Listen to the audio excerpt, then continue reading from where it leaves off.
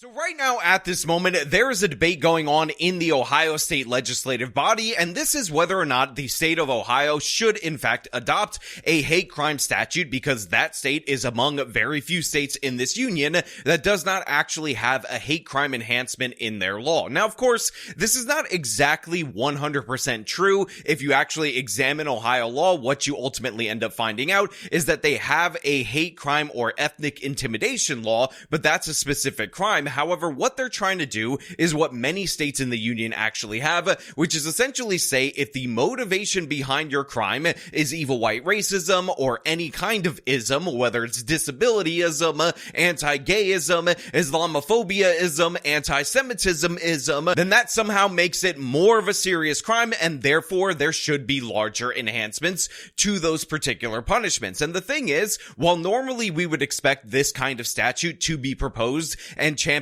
by the Democratic Party, it's actually being pushed right now in this moment by a member of the Republican Party. And while many of you probably are thinking that this is somehow related to anti-Semitism and how the Republicans kind of betray all their principles when it comes to the issues of Jewish people, in reality, in actuality, it actually has absolutely nothing to do with that. It turns out that we have a black Republican representative who says that he has had the N-word hurled at him a bunch of different times. Therefore, Ohio needs to break with their tradition and actually insert one of these particular laws that makes killing somebody a really bad crime, but killing somebody while calling them the N-word an ultra double meanie exclusive bad crime that is deserving of greater punishment. So this is what we're going to talk about today. This is what we're going to discuss. But before we get into that, I want to thank everybody who supports this channel via actualjusticewarrior.com/join. Give me the money.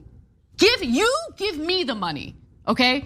A number of bills were introduced at the State House today meant to prevent hate crimes. A bipartisan group of lawmakers says Ohio's laws are too lax against racial and ethnic discrimination and political violence. So like I said in the open of this particular video, it turns out that this bill is being pushed as a bipartisan bill, as a member of the Republican Party appears to be one of the champions behind this. Now, of course, we are going to do a deep dive into this particular proposed legislation in just a moment. However, I will point out for everybody out there in the audience, and I don't mean to create a hate crime against the gays that may be watching this, that Kate Ussin, this lady right here that you can barely see in this local news segment, is in fact a very attractive lady. In fact, I looked at this other local news segment in order to, investigate this story fully, and what I found out is that this woman's cat-like eyes are in fact fascinating, attractive, and if I didn't say anything, if I didn't dig up this extra video of this woman, then you guys out there in the audience, the ones of yous that be perverts, we're definitely gonna say something. But of course, we gotta get into whether or not this is a good idea, which is this new hate crime legislation. So let's hear a little bit from the local news. Full segments linked in the description, by the way. Go support your local news media outlets. They desperately need you. Look, as a black man in America, I've been called the N-word a lot of my life. Federal data shows that hate crimes are increasing. More now that I'm a politician that's black as a Republican than I've ever been in my life. So already, and I mean all and then ready, I see a bit of a red flag right here in that this is not only trying to add in some criminal responsibility for these perceived hate crime motivations,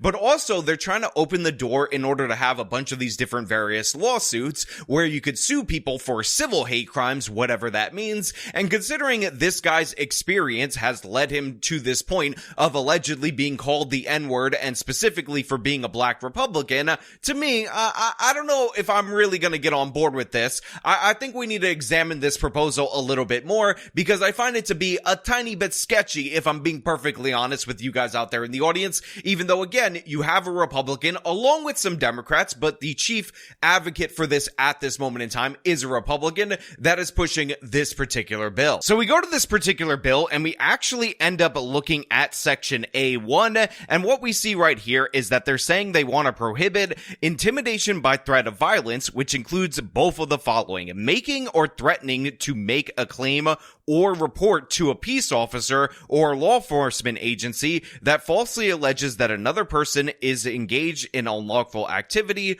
or in an activity that requires law enforcement intervention, knowing that the claim or the report is false with reckless disregard for truth or falsity of the claim of the report. 2. Distributing materials on private property without authorization with the purpose of terrorizing the owner or occupant of the private property. The definition of terrorize is means to cause a person of ordinary emotions and sensibilities to fear for that person's personal safety. So to me, it is rather odd at the beginning of this bill that you actually see something in relation to making false reports to the police about an individual, because in reality, it is already illegal in every state in the union to make a false police report on somebody if you know what you're alleging in said police report is in fact false. This leads me to believe that what's actually going on here is that they're trying to institute one of those woke laws that was proposed in the city of San Francisco, where somehow calling the police on a black person that you suspect of committing a crime is going to be considered illegal and prosecutable, and that right there I am not interested in. In addition to that, we have the other section that I just read right there about the terrorization of somebody with materials being distributed on their private property, and it is very important for you guys to understand that this already would be illegal under Ohio's ethnic intimidation statute. Again, the one thing that they have in their law that is not hate crime legislation, but it's specifically related to ethnic intimidation, is already in effect and would cover this at least partially, although I will point out that the materials being extended to all private property to intimidate the owner rather than just, the business of that person, if you're like burning a cross or something, or their private residence, seems a little bit sketchy in my humble opinion, if I'm being perfectly honest. But again, let us read further to see if this bill is starting to make sense. A, subject to Division B of this section, no person shall terrorize another person by violence or by intimidation or by threat of violence committed against the person or the person's property for any of the following reasons: the person's political affiliation, the person's race, color, religion, sex, national origin, or ancestry, the person's age, familial status, military status, or disability, as those terms are defined in section 4112.01 of the revised code, the person's position in a labor dispute, the perception of the person having a political affiliation, characteristic, or position described in divisions 1 to 4. And of course, this does not apply to statements of positions in a labor dispute when that's actually going on in the picketing process. Now look, even though this proposal is in fact a hate crime proposal and there are many Democrats that are on board with this, you could tell in part that this is written by a Republican, because the first thing that was actually set up right there was political affiliation. And remember, our representative that is pushing this particular legislation says that he's been called the N-word in relation to him being a Republican repeatedly, so obviously if that's what he's trying to address, his political affiliation being used as a scapegoat for the racial discrimination he says he's being experiencing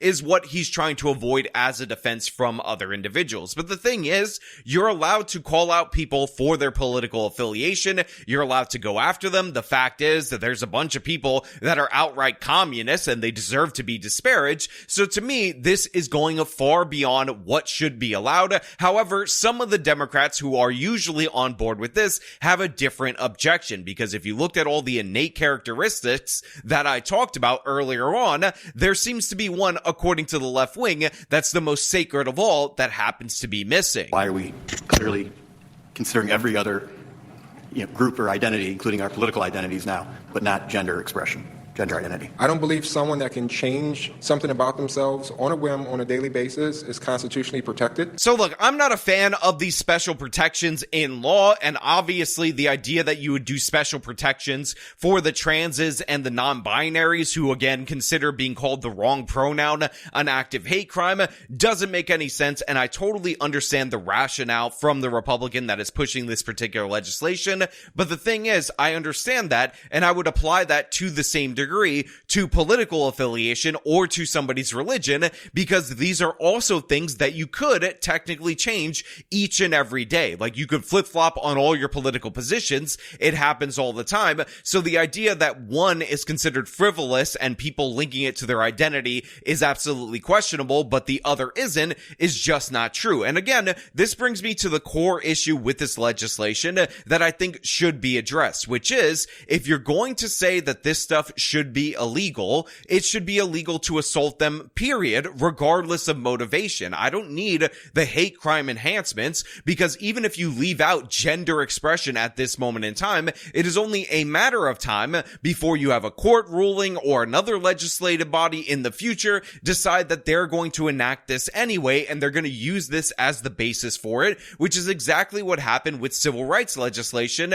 meant to protect black people or meant to protect women, and that has been stretched to protect LGBT, that has been stretched to protect transes, and whether or not you think that is good policy to eventually do makes no matter in my opinion. The fact is, you have to pass additional legislation in order to get to those goals. However, the new thing that we do in America is just stretch old legislation in order to fit whatever the common thing is, and I think that is what is being missed by this Republican representative right here, and it's what's being outlined by Republican opposition in the Ohio State Legislature. Central Ohio Republican Brian Stewart questioned the bill, saying he doesn't understand why motive is important in a violent crime. Why do we care? The offense is the same.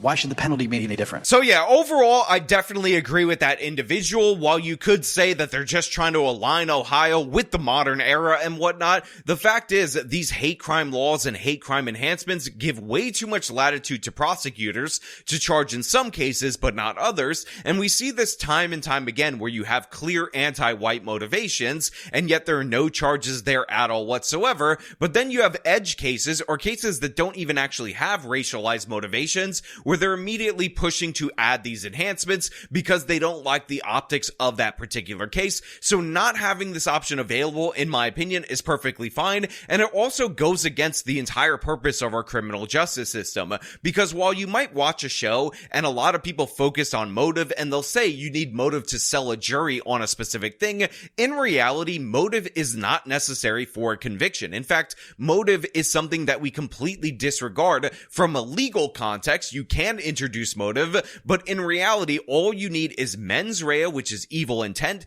and actus rea, which is evil act, in order to get a prosecution. And the reason we do this is because mind reading is absurd. The idea that we're going to say, oh, well, this person who killed his wife and her boyfriend because she was cheating on him with that particular guy, well, that guy was black, so maybe there was a racial element to it. Maybe that's a hate crime, rather than, maybe he just hated the fact that he was getting cheated on by that particular woman. Again, these lines of mind reading and obsession with this idea hurts this country. It undermines the criminal justice system, and it ends up in a scenario where we look at somebody who commits a crime like the one that I just described, but if the person is white that was sleeping with his wife or whatever, and he kills that individual, even though it's the same crime with the same result, there's the prospect for a significantly lower sentence than if it were another race person or something of the sort, or maybe the wife was actually a lesbian gay, so he ended up being mad that she was hooking up with a woman, and therefore that is somehow weighted higher, when in reality,